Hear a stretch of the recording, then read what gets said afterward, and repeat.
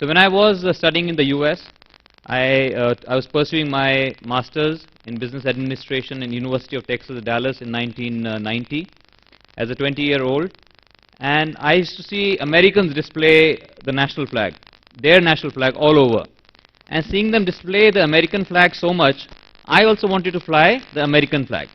But then it occurred to me, I said, I'm not American. How can I fly the American flag? And then I was like, okay, I'm an Indian, I should fly an Indian flag. And I asked my friends, I said, where can I find an Indian flag? They said, oh, you can call it from India, or there's a flag shop in downtown Dallas, and you'll be able to get an Indian flag there. I said, okay, I'll go and get it. And then after a few days, this friend of mine, American friend of mine, Randy Miley, he gifted me an Indian flag. And when I opened the packet and I saw it was such a large Indian flag in nylon, and that was the first time I had ever touched the Indian flag. As a 21-year-old then, I had never in India, I never got a chance to touch or feel the Indian flag. And that's when I experienced the happiness, the joy, the inspiration the flag brought to me. I was president of my student government of the university and wanted to put up the national flag, Indian flag, in my office. But I was a bit apprehensive. I said, I hope they don't mind it, that in an American university, I'm putting up a Indian flag. And that was my office there, small office. And I said, is it okay? He said, yeah, it's cool, no problem. So I put up the flag there. And every time I saw the flag, I used to feel really inspired, really happy. People used to ask me about it, and I used to very proudly tell them. And after I completed my studies, I came from Dallas, Texas. I went to Raigad in Madhya Pradesh, started working in a steel company. And on 26th January 93, it's customary. It's 26th January, 15th August, every factory, offices, most of the times they hoist the national flag. And so did we on 26th January 93. And next day, when I was walking around, I just saw the pole. The flag was gone. I was like, where's the flag gone? They said, no, we can only fly on certain days in a year, only on the national days, only on 15th August and 26th January. I was like, that's pretty weird. You know, why can't we fly the national flag every day? It looks so good. It would inspire everyone working here. And they said, no, the rules don't permit. So I was like, I could do it in the US and I can't do it here. I said, no, this doesn't sound right. I said, let's fly the flag every day with utmost respect, and people working in the company would get a feeling they're not only working for the company, but they're working for the country. And with that in mind, show the picture please. With that in mind, we put up the flag every day, and a lot of times when the government officials were visiting or some journalists were visiting, they said, you know, you're not allowed to do so. I said, if we can't do so in India, where else will we respectfully fly the Indian flag? And they just used to ignore it. One day in 94, the commissioner was visiting. He saw it, got very upset, sent the superintendent of police, and got the flag removed. At that time, actually, it was in the middle of two buildings. I couldn't get the original picture, it was very old. This is the flag there now. But there was a much smaller flag, so you couldn't even see it from outside. So he sent the superintendent of police and got the flag removed. I was 24 years old. And I was in tears. I said, the only thing we wanted to do was to show our love and affection for the country. And here we can't even display our Indian flag in an independent India. So I said, we're going to do something about it. I spoke to a few lawyers. They said, you have a very good case, because the act is Prevention of Insults to National Honor Act 1971. And the act says that no person can in any way deface, mutilate, burn upon, trample upon the flag, cannot do anything wrong to the flag, but doesn't say anything about someone respectfully flying the flag. So what stopped us from flying the flag was the Flag Code of India. Flag Code of India was merely executive instructions. Executive instructions are instructions issued by the government from time to time.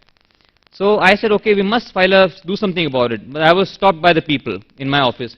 They said, you know, any of our works don't get done, and if we file a case against the government, none of our works will get done. So it was a very difficult decision for me, but then drawing inspiration from my father, who always taught that if we believe in something, we must stand up to it. And a coward dies many times and the brave dies only once. So I decided to go ahead and we filed a writ petition in Delhi High Court in February 95. And within 6 months we got a judgment in our favor saying that government had no right because freedom to fly the flag, the right to fly the flag comes from freedom of speech and expression, a right enshrined in our constitution, and the government has no business to withdraw that right by issuing executive instructions. So within 6 months, and it was a very interesting incident in the court, because the judges asked the government counsel that, do you have any problems if somebody was to fly Pakistani flag in India? They said, sir, we don't have any problems, but the Pakistanis may have a problem. So obviously, Pakistanis would love if Indians were flying the Pakistani flag. So this, in September 95, we got the judgment. I was very happy, started to fly the flag everywhere, but it was only short-lived. In February 96, Government of India, Union of India went to the Supreme Court. They filed a special petition, and on the first day, Supreme Court stayed the High Court judgment. Staying of a judgment means as if the judgment doesn't exist. So I was very upset. We removed the flag. But then, an eminent lawyer, Mr. Shanti Bhushan, he said, no, you can continue to fly the flag because you're not infringing any law of the land. And anyway, Flag Code of India is only executive instruction. I said, are you sure? He said, yeah. So he gave us a legal opinion. I started to fly the flag every day. At which the collector Raigad and superintendent of police in Raigad, they wrote a letter to the Government of India. And the SP wrote exactly. He said, उच्चतम न्यायालय के आदेश के बावजूद राष्ट्रीय ध्वज पूर्ण राष्ट्रीय भावना के साथ फहराना जारी है. इसमें उच्चतम न्यायालय के आदेश की अवमानना है, परंतु राष्ट्रीय ध्वज का सम्मान किया जा रहा है. At that report, Government of India files a contempt case against me. So I was very scared. You know, I mean, as a 26 years old, contempt of Supreme Court case, Union of India filing it against me. So I again went up to Mr. Shanti Bhushan. I said, what do I do? He said, remove the flag. I said, but you said I could fly the flag. So he said, to be on the safe side. I said, I don't want to be on the safe side. So he said, okay, then don't worry, you fly the flag, we'll see what happens. So when the case came up, he fought, he said, if you do something, first you have to do to me. So then anyway, courts, then they linked up this case with the main case, and then this case went on for 9 long years. So those 9 long years, it's not so easy. Every time we try to get the best lawyers, and I used to talk to them myself. I used to say that, and I also made sure I gave them only half the fees. So I said, you're going to benefit as much as I'm going to benefit. And they all took up the case with a lot of passion. And then finally, when the government realized in the court that they have no case, I met many prime ministers, but didn't do much about it. So when the government realized that they are going to lose this case, they said, wait a minute, we're making a committee. And they made a committee. I went up, I used some pull and push and went up and met the chairman of the committee, Dr. P.D. Shenoy. So he reluctantly met me, but then after meeting me, he was very happy. He said, I want you to meet all the members of the committee. And then after a week he organized, I went and met all the members of the committee, and I said, what am I asking for? I'm only asking, I said, all of you are very senior IS officers, but none of you are allowed to fly the flag. And the only apprehension in people's mind was that if everyone was allowed to fly the flag will lose its dignity. The flag will lose, people will misuse the flag. I said, that doesn't happen. This fear is completely ill-founded. For that fear, we should say that idols or deities must not be kept at home. They must be kept only in places of worship, because the people at home would misuse them. But that doesn't happen. When we keep idols or deities at home, we worship them. Or same with holy books. The holy books should only be kept in places of worship. So when I spoke to them, and I said, if any one of you given a chance, would you insult the flag? They said, no. I said, would you want to fly the flag? They said, yes. I said, what am I asking for? If somebody wants to respectfully fly the flag, then they must be allowed to do so. So anyway, they gave a report, and then the government also seeked comments from all the state governments. And 90%, it's sad to say, but 90% of the state governments replied in the negative, that people should not be allowed to fly the flag. Then anyway, in 2002, then government amended the flag code. They issued a new executive instructions allowing people to fly the flag. Then government wanted to withdraw the case from the Supreme Court. We said, no, wait a minute. Today you have a new set of executive instructions, and we requested the Honorable Supreme Court to pass a judgment on it. And then finally on 23rd January 2004, the Supreme Court ruled that display of the national flag by any citizen is his fundamental right under freedom of speech and expression. And that was the first time people of this land, of our country, because we got the right to display the national flag every day with pride and respect. It was the first time in thousands of years of history. Thank you. In thousands of years of our history, whether it was Ram Rajya, or Maurya, or Ashoka, or the Mughals, or the Britishers, the flag belonged to the ruler, never the people. And when we became independent, we became a republic, the same people who were in power, they used it as a government flag to fly over the government buildings, to fly over the official residences of the Prime Minister, President, the ministers, and etc. So for the first time, it has become a national flag where every one of us, because we may be from different religion, different political affiliations, different castes, but we are all Indians. And the national flag is symbolic of that. So it is my dream that as a symbolic gesture, that all of us display the greatest symbol of our country, because obviously, I'm not going into the history, its colors, everything is very, very meaningful.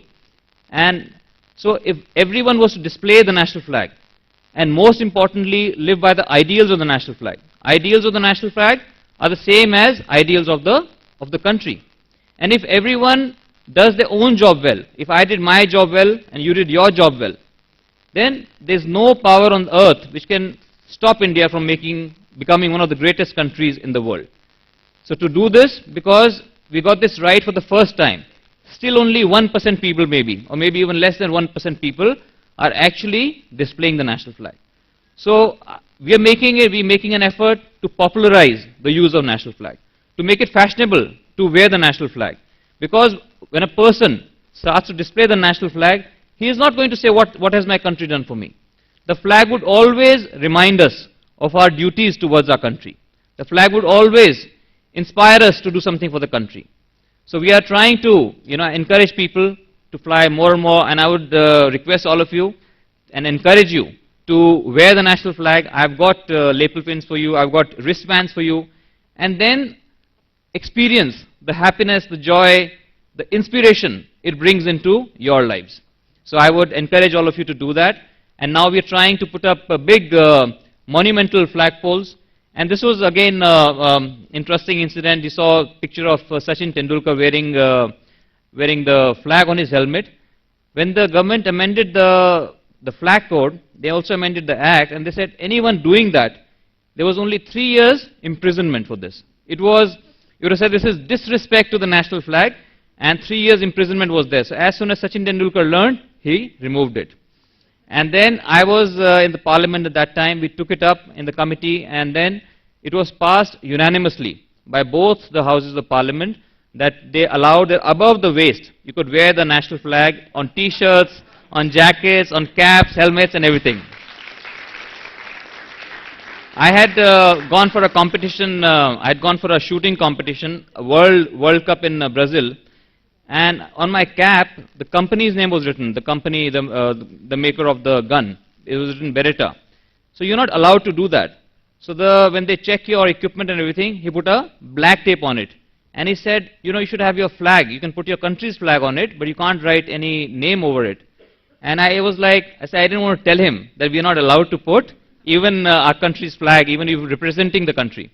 So I'm very happy that in 2005, this got changed. And another interesting incident is, there was to be smoking in the parliament.